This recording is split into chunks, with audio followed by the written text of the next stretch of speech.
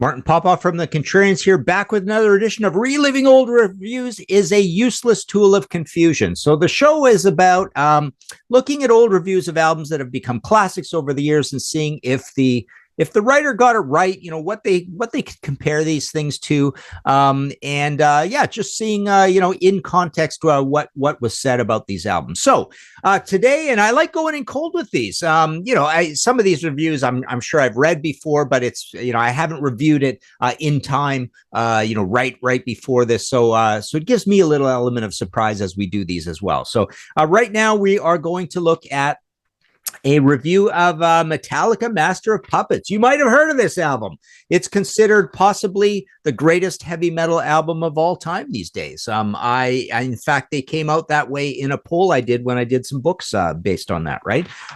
So I've got just a page kept out of an old Kerrang. On the back, we've got a Tesla ad for mechanical resonance. Look at that. Then we've got a review. Oh, yeah, we've got a review there of Malice, License to Kill. I love that album as well. Absolutely cool band. Those guys put out a couple of albums, very kind of stadium rock, well recorded. That band should have been bigger. But anyways, we are going to read this review and review this review. So Metallica, Master of Puppets. This is written by Howard Johnson, absolute legend of this industry, knows his stuff. I'm sure this is going to be a good review. We get a picture of James. It says Metallica's James Hetfield, Master, Remastered, Direct Currents. Okay. Master of Puppets. Let's see what they have to say.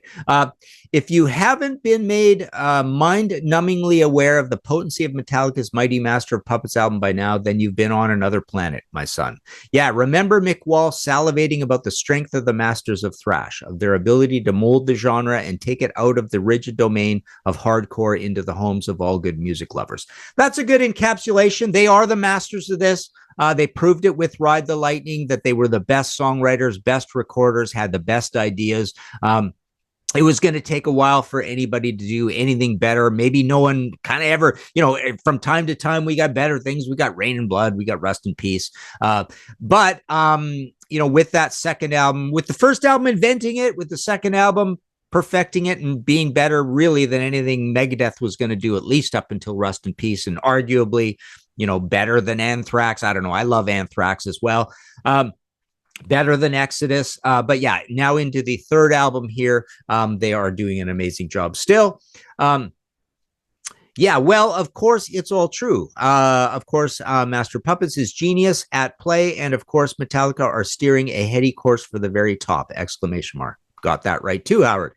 However, what Music for Nations are offering us is a very pleasant alternative to the original release. With a running time in excess of 50 molten minutes, the standard album format just couldn't cope with the severe metal on offer. Result, serious loss of sound quality and miffed faces all around. I don't know what this is all about. Oh, look at this. Solution. Re-release the record as a double album, running at 45 RPM and with enough groove and space to bring out every incy-wincy bit of brilliance. Squeeze those lemons dry, baby.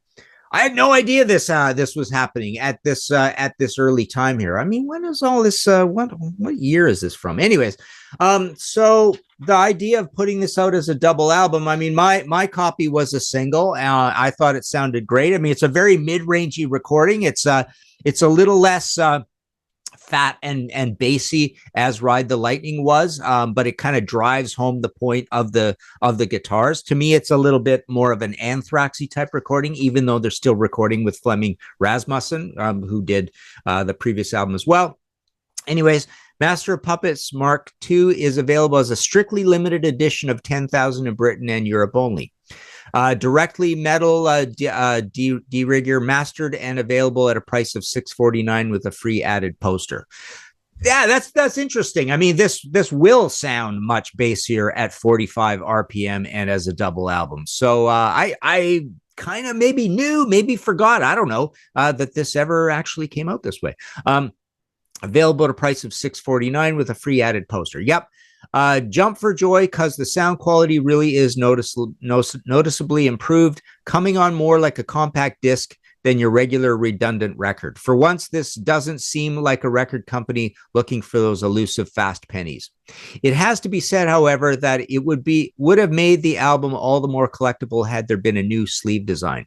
Merely reproducing the original inner sleeve in a gatefold format seems a little cheap and tacky. And it's curious to note that the running times are different between the original and the new. Maybe Führer Mensch can clear this one up.